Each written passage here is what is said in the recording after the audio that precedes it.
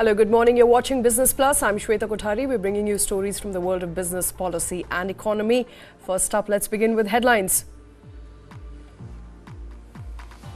India eyes $500 billion in exports by 2030 to focus on 11 sectors including auto components, automobile, capital goods, chemicals, drones, medical devices, aerospace as well as defence. National E-Comm policy in final stages of discussion to be announced very soon, says Commerce and Industry Minister Piyush Goyal. Policy to address 6 broad areas of e-commerce ecosystem. And FIU slaps Binance and other crypto exchanges with show cause notices. Central agency under aegis of Finance Ministry asks IT Ministry to block these sites. And RIL will be among the top 10 business conglomerates, says Mukesh Ambani, wants RIL to emerge as pioneer of AI developers for India. Media reports hint at huge petrol and diesel price cuts very soon. Major cuts ahead of 2024 Lok Sabha elections expected. Petrol and diesel prices could be slashed by 8 rupees to 10 rupees per litre. All those stories right here on News 9. With me in the studio is my colleague Amit Ranjan. Amit, a very good morning. The top story that is breaking at this hour is what Government of India is saying as far as India's exports capability is concerned. And this comes just a few days after that current account deficit narrowed to 1% of the GDP. Government now says there's going to be an increased thrust and focus towards exporting from 11 sectors. And it's very interesting when you take a look at these sectors from automobile to petrochemical to fertilizers. Those would be the areas of focus for the government. Yeah. So these were the recommendations that were given by a Chintan Shivar for manufacturing that was held on October 12th in the Bharat Mandapam here in Delhi. And this meeting was convened between the Ministry of Commerce and Industry and the Department of Promotions of Industry and Internal Trade in collaboration with Invest India and the Steering Committee for Advanced Local Value Add and Exports. Now, you mentioned the figure 500 crores in $500 billion in exports by the year 2030. This is not accounting for the services exports. This is only the target they have given to the manufacturing goods exports. It stands at around 160 billion. They are looking at 500. If you include services, they are looking at $2 trillion by the year 2030. Big ask, but considering all the steps that have been taken and the government is taking, we already spoke about the expansion in PLI a few days ago. All augurs well, and we are on target to basically meet these expectations from the ministry. I mean, the reason why I was asking that, it's extremely interesting if you talk about the 10 to 11 sectors that are in focus, including automobile, pharma, textile, medical devices, chemicals. These are also some of the industries that have seen a great uptick when it comes to PLI. So of all the applications that have come in for PLI scheme so far, 95,000 crore rupees worth of PLI investments have been made. Majority of them also focus around these sectors. So these are the sectors that the government will be targeting to maintain its brilliant record in manufacturing, perhaps also up the games in some other industries where it's been a laggard so far. And I would like to mention pharma. We spoke about industries moving manufacturing away from China. Mobile phones, we attracted big. Pharma is next, and there are multinational players who are looking to even shift the API formulations from China to India in the times to come. So yeah, it's an interesting mix. Aerospace, drones, defense, those are the new players, and we have seen the amount of thrust the government has given in these sectors in the last few years as well. All right, so as far as exports and our targets for exports is concerned, government has some very good, huge export targets from $160 billion at the moment to about $500 billion as of 2030, and largely focus on 11 sectors. And the top of that list is the automobile sector, where the government is opening up and including EVs. I was very happy and elated to learn that it's not just going to be a focus on ICE engine vehicles, but also on EVs. And that is where the government is not just planning to have have a greater share of the pie in the country when it comes to EVs, but also export more EVs. So build EVs in India and export them to the rest of the world. And a separate policy with respect to EVs is also probably in the offing. Maybe they call it FAME 3, but yeah, it is in the offing. Right, and it's interesting you mentioned, because a FAME 3 policy is also in the offing, where the government could increase its thrust towards electric vehicles and to what extent electric vehicles should be manufactured in India. It already has a focus of about 30% of the overall fleet of the entire vehicle fleet in the country. 30% should be EVs. That's the target for 2030. And to meet that target, a FAME 3 is also in the offing. But exports target largely auguring well for India in light of how much we are exporting at the moment, at about $160 billion a year. But moving on to another interesting story that is coming in by the way of e-commerce policy. Now, e-commerce policy, according to the Minister of Commerce and Industry, Piyush Goyal, the policy is in the final stage. Now, the policy will be addressing 6 broad parameters in the commerce ecosystem, but essentially it is to allay the fears of the brick and mortar businesses and the traders at large who have been fearing that deep discounts are not sustainable in the long run. Now, e-commerce policy, Piyush Goyal says, is going to be out very, very soon. Yeah, and like you mentioned, they're focusing on 6 broad areas in the e-commerce ecosystem: data, infrastructure development, e-commerce marketplaces, regulatory issues, and stimulating domestic digital economy and export promotions through e-commerce. So these are the sectors they are looking at. They're seeking to strike a balance between interest of all stakeholders like investors, manufacturers, MSMEs, retailers, traders, startups, consumers, and exporters. Okay, so that of course was going to be the focus. Remember, the first time the policy was mooted was way back in 2018. In 2019, the first draft was shared. At the moment, the key areas of that policy are on your screens: data, infrastructure development, e-commerce marketplace, regulatory issues, domestic digital economy, and exports promotion through e-comm. Those would be the target areas of the e-comm policy. Currently, e-commerce sector is governed by a variety of laws, including an IT law, the FDI law, but there is no overarching law that governs e-commerce. This policy will be that law that governs e-commerce and how e-commerce players in this country operate. Remember, so far, as I mentioned, there have been concerns around deep discounts and preference to select sellers raised by traders time and again, and Piyush Goyal clarifying that that policy will be rolled out very, very soon. But moving on to a story that is a shocker to many, it now appears that cryptocurrency exchanges such as Binance could be banned in India, and that is after FIU, an agency under the aegis of Finance Ministry, has flagged that these exchanges continue to function in opposition or function despite the law of the land that is very stringent on money laundering. So allegations of money laundering and show cause notices to these exchanges have now been issued, post which central agency has also now asked IT Ministry to block these sites. My colleague Udisha Shrivastava joining us here in the studio. Udisha, are these exchanges going to be blocked anytime soon? What are we hearing? So the detail that we have for sure is for now is that yesterday the show cause notices were issued to 9 crypto platforms, and the 9 crypto platforms we are talking about, number 1 is Binance, number 2 is KuCoin, number 3 is Huobi, number 4 is Kraken, number 5 Gate.io, number 6 we have Bittrex, number 7 we have Bitstamp, number 8 we have MEXC Global, and number 9, the last, is Bitfinex. So these are the 9 crypto platforms that have been issued a show cause notice by the government of India. So the FIU, the Financial Intelligence Unit, which falls under the Ministry of Finance, it has issued show cause notices to these 9 offshore crypto platforms. And why these 9 crypto platforms have been issued with the show cause notices? This is because these crypto platforms have not yet complied with the anti-money laundering laws. So the PMLA laws, Prevention of Money Laundering Act 2002. So these platforms have not yet complied.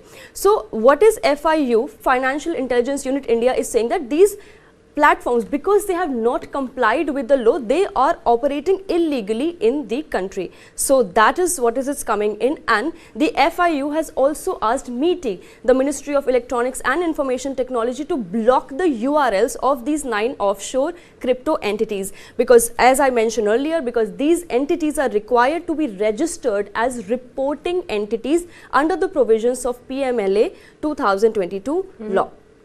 And this year, in March 2023, the government brought these VDA SPC. So this is virtual digital asset service providers. So government brought these under the provision of PMLA Act, but these companies have not yet complied. So the show cause notices have been issued. So essentially, yes, because these exchanges deal in virtual digital assets or currencies, they should have complied with the law of the land, and which is now that they were brought under the PMLA, the Prevention of Money Laundering Act, they should have complied with the law of the land, but it now appears that they're not doing so. They're not doing so, and from March 2023 to date, only 31 VDAs have complied. So the leftover, which is we are talking about the 9 of them, they have been issued the show cause notices, and a ban is likely soon if they do not comply with the law anytime soon. All right, this is not surprising at all, Amit. Come to think of it, government and crypto exchanges being at loggerhead with one another and asking them to constantly comply with the law of the land. And come to think of it, globally as well, you've closely tracked what happened with Sam Bankman-Fried in the US, what happened with CZ in the US. It appears that the government does not want to get there just as yet, does not want many of these founders, exchangers to continue operating in India if they're not going to comply with the laws. Yeah, and what the government is asking is something very basic, a statement of financial transactions that they have gone through during the year in dealing with their local counterparts. That's all. And these companies, it seems, have not even filed those. So it is like just the bottom of the pyramid that the government is asking them to do. The other things like the cases of Sam Bankman-Fried are a little bit more complicated. But so if these companies are not even doing the very basic so of filing, pledging and filing the financial transactions, then there is a long way to go in terms of cryptocurrency compliance in India. Okay, but would it be fair to say that India has at least taken the first step when it comes to ensuring that these exchanges abide by the law of the land? Because in the US, what we saw was unfolding of a saga after which many of these founders were jailed. There was a sentence that they're currently serving. CZ is currently serving that sentence. So it hasn't come to that in India just as yet. So sort of nipped it in the bud before the problem becomes bigger. Yeah, and they learn from the US, and of course we know from history US is little bit more liberal when it comes to business practices, and they allow things to pile up before they take strict action. So that is why what happened with Sam Bankman-Fried happened. With India, they have taken the first step, and probably there will be more to follow if this does not happen. All right, but government seems to be going after crypto exchanges, asking them to strictly comply with the law of the land. But before I let you go, Udisha, this is an important investigation carried out by the Financial Intelligence Unit of the Finance Ministry. What have they actually found? What they have actually found is that FIU, under the Financial Intelligence Unit, if you are operating in India and if people are using these assets, then you are supposed to report these financials, etc. But if you have not reported the financials, if you are not doing the due diligence that is you are supposed to do under the law, first of all, you are not even registered as a reporting entity under the PMLA 2022 Act, then the first task is not even done yet. You will report about the financials later. You will do the other task later. But in the first place, you are not even registered as a entity under the law. Then that is the first breach, and the deadline is gone. Basically, in March 2023, the government asked these people, these entities, to be brought under the PMLA, but they have not complied with the law. And it has been 9 months so far. Right. So not registered and not filed their financial details with the government might as well be engaging in money laundering. That is the fear that government has raised, and so likely staring at a non-existent future in India if they continue to operate the way they are operating at the moment. And not just money laundering, what the government fears, and rightly so, it could be counter-financing of terrorism. So that is the biggest fear. Absolutely. Financing of terrorism, of course, another fear that crypto exchanges have to, do away with. Some of these fears that have to be addressed and cannot be addressed by anybody else apart from crypto exchanges by coming out clean and opening their books for audit. I think we'll leave it at that. Moving on to a story that is coming by the way of India's one of the biggest Indian conglomerate, RIL, says it will be world's biggest very, very soon. Mukesh Ambani was, of course, addressing people at his industry, in fact, at all of his industries and subsidiaries, all people who work for him.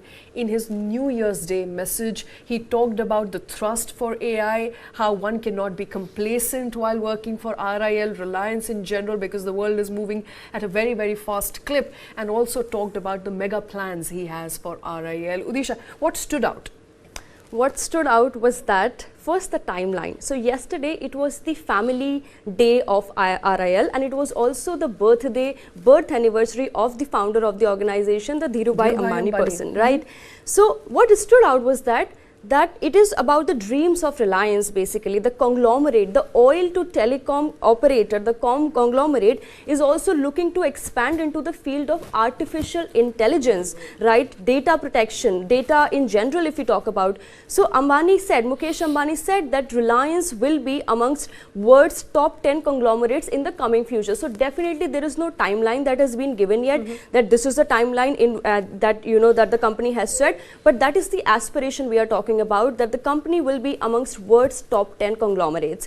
And as I mentioned, that was said on the family day, which was yesterday on Thursday. So the chairperson, the person also shared three messages for the year 2024, and the three messages are that we will adopt AI integration is one. Number two is talent acquisition and retention in the company. And third is the, becoming a global leader in establishing an institutional culture in the company. So the group aims to secure place among leaders in digital data platforms arena and also in the field of AI adoption. And if we go back, day before yesterday, it was Mukesh Ambani who mentioned that Jio platform is working in, collaboration with IIT Bombay. And they collaborate with IIT. A big collaboration. He was speaking at the Tech Fest of IIT Bombay, and he said that, we will be soon launching Bharat GPT. There are talks of Chat GPT around, there are talks of AI models around, large language models around, and we have Bharat GPT coming soon. And he said that GPT will be catering specifically to the needs of India, to the aspirations of India.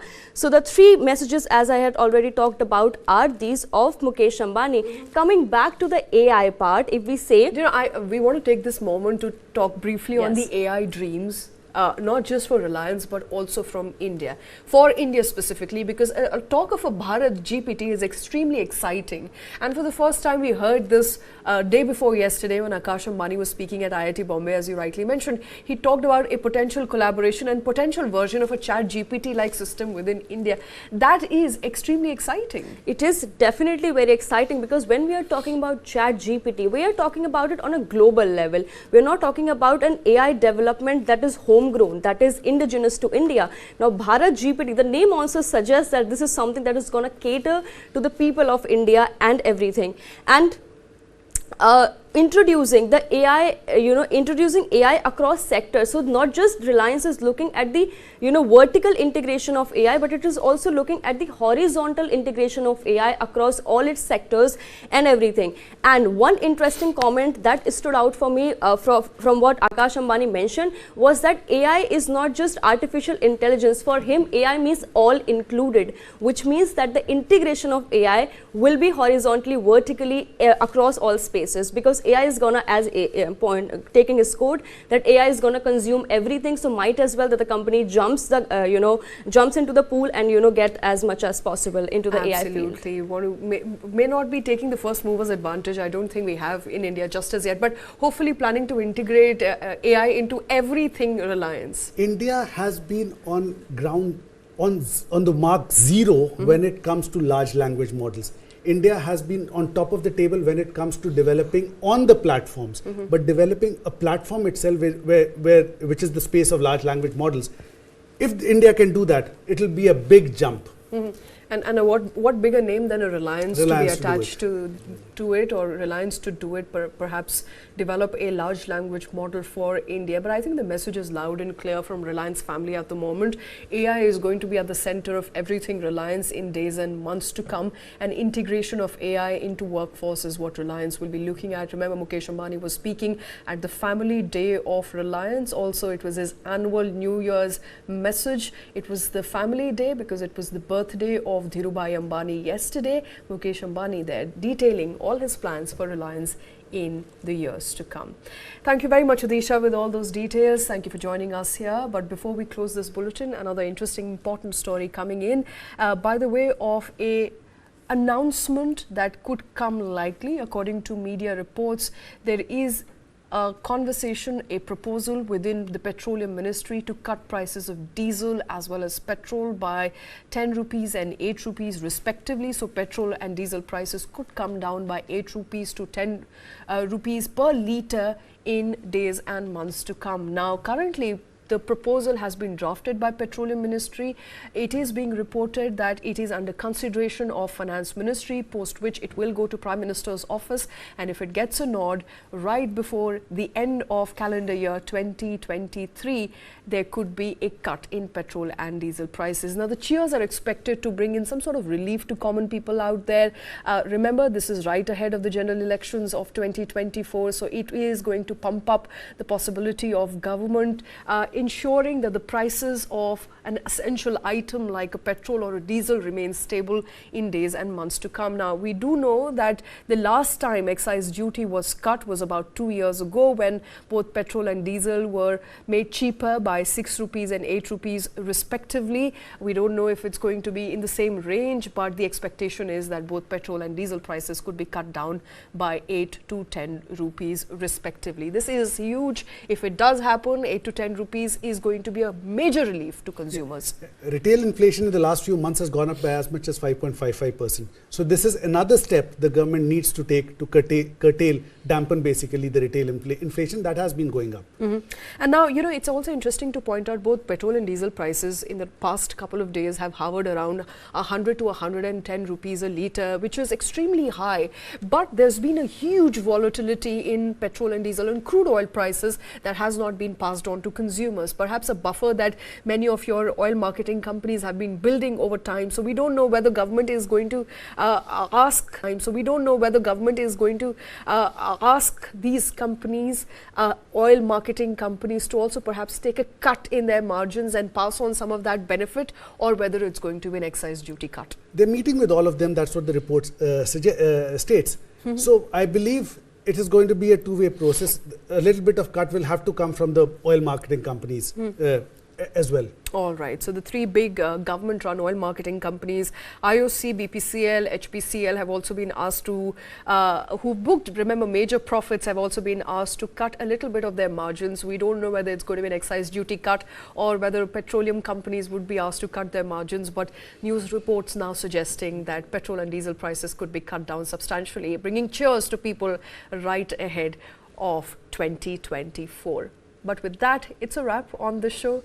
Thank you very much for watching.